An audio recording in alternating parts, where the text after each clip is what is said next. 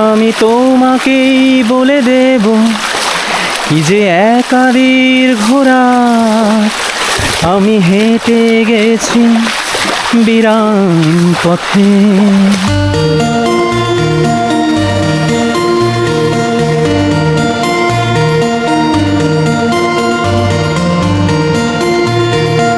কিছু জায়গায় যাওয়ার পর মনে হয় এই জায়গাটা আগে কেন দেখিনি। কিছু পথ আছে যেগুলো গন্তব্যে পৌঁছানোর জন্য হাঁটতে হয়, আর কিছু পথ আছে যেগুলো হাঁটতে হাঁটতেই গল্প হয়ে যায়।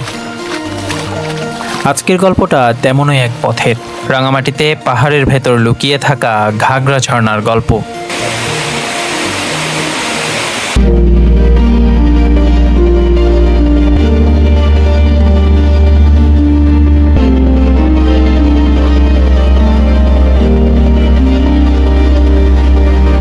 রাঙামাটির সৌন্দর্য নিয়ে নতুন করে বলার কিছু নেই।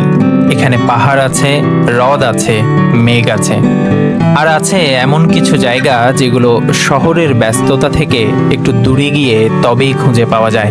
ঘাগড়া ঝর্ণাও তেমনই। শুনতে হয়তো মনে হবে ঝর্ণা দেখতে আবার এত পথ হাঁটার কি আছে, কিন্তু বিশ্বাস করুন ঝর্ণার গল্পটা আসলে ঝর্ণা থেকে শুরু হয় না, গল্পটা শুরু হয় পথ থেকে।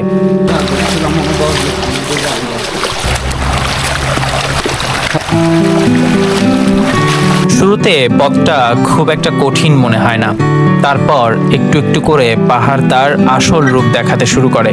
আমি রাঙামাটিই থাকি, কিন্তু রাঙামাটির কথা যদি বলি, নিজের জন্মভূমি, নিজের জন্মস্থান হয়তোবা একটু বাড়িয়েই বলা হবে। দুপাশে পাহাড়, মাঝখানে এই ছড়া বয়ে যাচ্ছে ঝর্ণার পানি। ঝর্ণার পানি ধরে হেঁটে যাচ্ছি পানির মধ্যে দিয়ে। এই যে অনুভূতিটা, এই অনুভূতিটা যদি কাউকে এক্সপ্রেস করতে বলা হয় যে কেমন লেগেছে, আমি নিশ্চিতভাবে বলতে পারি যে সে বলতে পারবে না, সে আসলে এক্সপ্রেস করতে পারবে না। সে এক কথায় বলবে হয়তো বা খুব ভালো, খুব। কিন্তু আসলে এখানে হাঁটার বা এখানে এই ঝর্ণাগুলো, পাহাড়ি ঝিরিগুলোতে হাঁটার যে আনন্দ, সে আনন্দটা একমাত্র উপভোগ করা যাবে যখন সশরীরে আসবেন। কখনো মাটির পথ, কখনো পাথর, কখনো গাছের শেকড় এড়িয়ে এগিয়ে যাওয়া, আবার কখনো ছোট্ট একটা ঝিরি। আর এই জায়গাটাতেই আমার সবচেয়ে বেশি ভালো লাগছিল একটা বিষয়, চারপাশে তাকালে মনে হয় মানুষ এখানে অতিথি, প্রকৃতি এখানে আসল বাসিন্দা।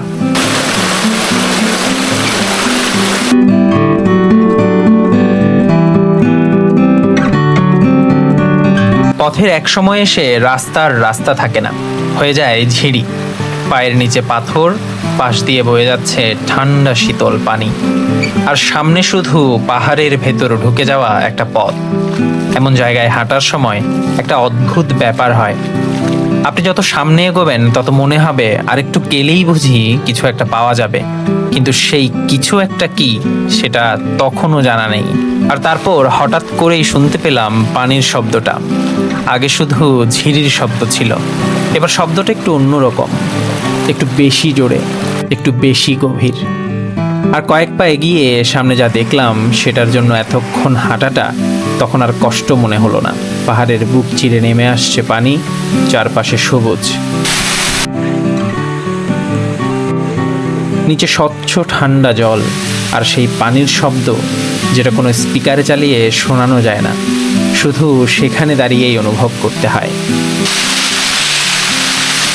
এখন কোনো কথা হবে না, এখন শুধু ঝর্ণার শব্দটা আপনারা শুনবেন।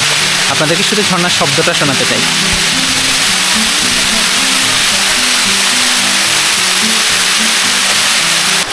তবেই হোক তীরে জাগুক প্লাবন,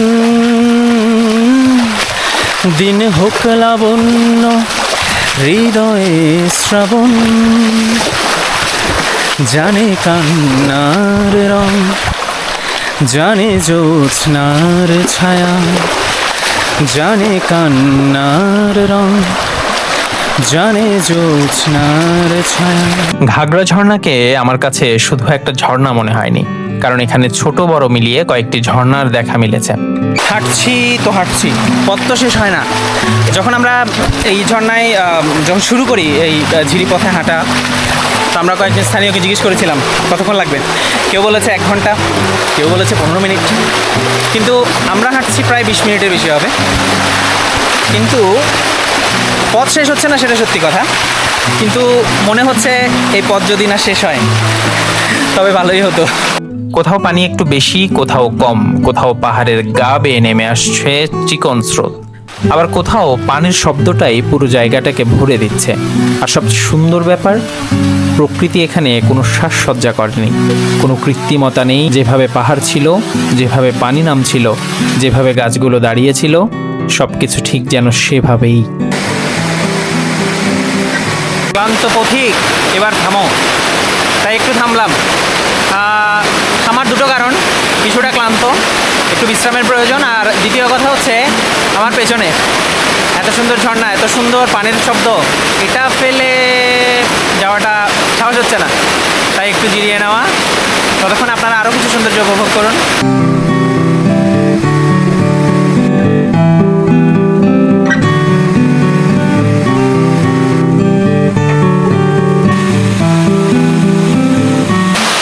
যতই সামনে যাচ্ছি, শব্দের তীব্রতা, এই শুভ্র জলের তীব্রতা ধীরে ধীরে বাড়ছে।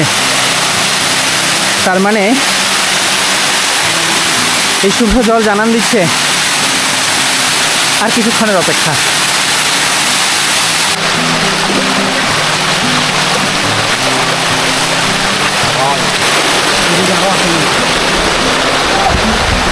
এপাশ থেকেও, এপাশে আরো হয়তো ঝর্ণা আছে।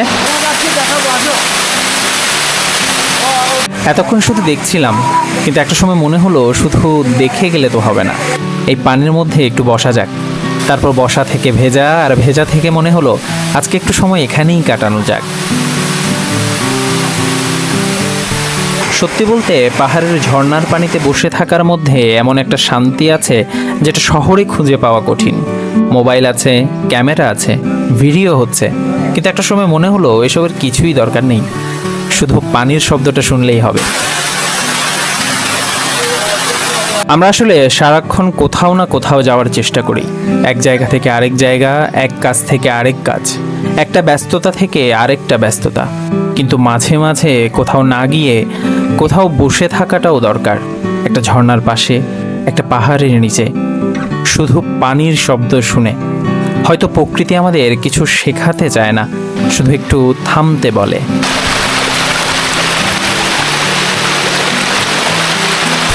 এই ধরনের পরিবেশ বিদায় জানানো তো আসলে কষ্টই না, বলবো একেবারে মর্মাহত। মানুষ হৃদয় ভাঙার মতো যেমন কষ্ট হয় তেমন। কিন্তু আসলে সময় খুব বেশি নেই হাতে, তাই চলে যেতে হচ্ছে। তবে আমি চলে যাচ্ছি আপনাদেরকে আসার নিমন্ত্রণ দিয়ে। আপনারা আসবেন, রাঙামাটি বেড়াতে আসবেন। আর রাঙামাটি বেড়াতে আসার জন্য এই বর্ষা মৌসুমটা একদম পারফেক্ট একটা সময়। তাই সবার প্রতি অনুরোধ, রাঙামাটিকে যারা এক্সপ্লোর করতে চান অবশ্যই এই বর্ষাতে আসুন, রাঙামাটি আপনাকে দুহাত ভরে দিবে। তারপর এক সময় ফিরতে হলো, যে পথ দিয়ে এসেছিলাম সে পথেই আবার ফিরে চলা। কিন্তু মজার ব্যাপার হলো, আসার সময় যে পথটাকে শুধু পথ মনে হয়েছিল, ফেরার সময় সেই পথটার প্রতিটি জায়গা যেন পরিচিত লাগছিল। এই জায়গায় দাঁড়িয়েছিলাম, এখানে ঝিরি পার হয়েছিলাম, ওখান থেকে প্রথম পানির শব্দটা শুনেছিলাম। একটা জায়গায় গিয়ে বুঝলাম গন্তব্য হয়তো সুন্দর ছিল, কিন্তু পথটাও কম সুন্দর ছিল না। এই যে ট্রাভেলাররা এত টাকা খরচ করে বিদেশ কেন যায় ঘোরার জন্য? এখানে আসলে তো পারে, পাহাড়ে আসলে পারে, সমুদ্রে আসলে পারে, অবশ্য ওরা আসেও বেড়াতে। এখানে বিদেশের সুখ আলাদা, বিদেশের মজা আলাদা, কিন্তু দেশের, আমাদের বাংলাদেশের সৌন্দর্য, আমাদের বাংলাদেশের যে আনন্দ, সেটা আসলেই অন্যরকম। সেটার সাথে আসলে কোনো কিছুর তুলনা চলে না। অনেক তো ভালো কথা বললাম, অনেক সুন্দর কথা বললাম, একটু খারাপ দিকটাও না বললে কেমন হয়? রিভিউটা তো ভালো, মানে পরিপূর্ণ হবে না হলে। ঝর্ণা সুন্দর, ট্রেইলও সুন্দর। সবচেয়ে বড় যেটা সমস্যা, প্রচণ্ড মাটি পিছলা থাকে এখানে। উঠতে নামতে কমসে কম 10 থেকে 20 বার আপনি হোঁচট খাবেন, পড়বেন, হাতে ব্যথা পাবেন, পায়ে ব্যথা পাবেন, মোবাইল পকেটে থাকলে ভাঙবে। এসব যদি মেনে নিতে পারেন তখনই আসলে ঝর্ণায় আসাটা উচিত বলে আমি মনে করি। আমি নিজে ওঠার সময় 2-3 বার পড়েছি, নামার সময় 2-3 বার পড়লাম। সবচেয়ে আরেকটা যেটা দুঃখের কথা, নামতেই বলি, সেটা হচ্ছে আমি সবচেয়ে বেশি যেটা ভয় পাই সেটা হচ্ছে সাপ। এ কারণে ঘন জঙ্গল বা এই জাতীয় যখনই আমি ট্রেকিং বা ট্রেলে যাই আমার এই জিনিসটা খুবই ভয় লাগে। একটু আগে যখন উপরে ঝর্ণায় ছিলাম ওখানে আমি যেখানে বসেছিলাম একটা পাথরের উপর বসেছিলাম, ওখানে আমার ব্যাগ রেখেছি ঝর্ণায় ওঠার আগে। আমি ঘুণাক্ষরেও জানতাম না যে ওখানে কী আছে। আমি তো আমার মধ্যে চলে আসলাম। ওখানে আরও কিছু ছেলেপেলে ছিল যাদেরকে ভিডিওতে আপনারা দেখেছেন। তারা একটু আগে আমাকে বললো যে আপনি যেখানে বসেছিলেন সেখানে একটা পাথর ছিল, ওই পাথরটা আমরা তুলেছিলাম। পাথরটা তুলে সরানোর জন্য ওখানে পাথরটা ওঠানোর পরে বিশাল এক লম্বা সাপ। বলছে আপনার যে কপাল কত ভালো, আপনি দেখে। আমি বললাম আমি যদি দেখতাম আমি বোধহয় হার্ট অ্যাটাক করে ওখানেই মরে যেতাম, কারণ আমি প্রচণ্ড ভয় পাই সাপ। তো সেটা একটা সমস্যা। তবে হ্যাঁ, সাপ দেখলে আসলে তাদেরকে ক্ষয়ক্ষতি করার কিছু নাই বা তাদেরকে মেরে ফেলার চেষ্টা করার কিছু নাই। তারা তাদের মতো চলে যাবে, তাদের সিকিউরিটিটা তাদের কাছে, তাদের এটা। তবে তাদেরকে যখন ডিস্টার্ব করা হয় তখনই তারা আসলে একটু হিংস্র হয়ে ওঠে আমার মতে। তো সে কারণে যদি কিছু চোখেও পড়ে ভয় পাওয়ার কিছু নাই। যদিও আমি নিজে দেখলে হয়তো ভয় পেয়ে যেতাম, কিন্তু আমার মতে যেহেতু ট্রেকিংয়ে আসছি এইসব ফেস করতেই হবে। তো আমার মতে যদি এ ধরনের কিছু দেখা হয় বা এই ধরনের কিছু সামনে পড়ে যায় তাহলে তাকে তার মতো যাওয়ার রাস্তা বা তাকে তার মতো ব্যবস্থা করে দিলে সে চলে যাবে, সে আর ডিস্টার্ব করবে না। সো এটা একটু মাথায় রাখতে হবে। ঘাগড়া ঝর্ণা হয়তো পৃথিবীর সবচেয়ে বড় ঝর্ণা নয়, হয়তো সবচেয়ে বিখ্যাতও নয়, কিন্তু এই জায়গাকে বিখ্যাত হওয়ার দরকার হয় না।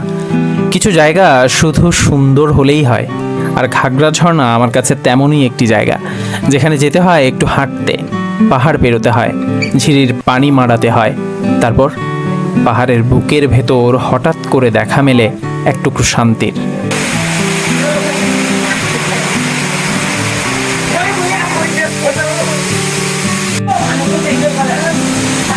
ঘাগড়া ঝর্ণা কিছু জায়গা ক্যামেরায় ধারণ করা যায়, আর কিছু জায়গা শুধু মনে রেখে দিতে হয়।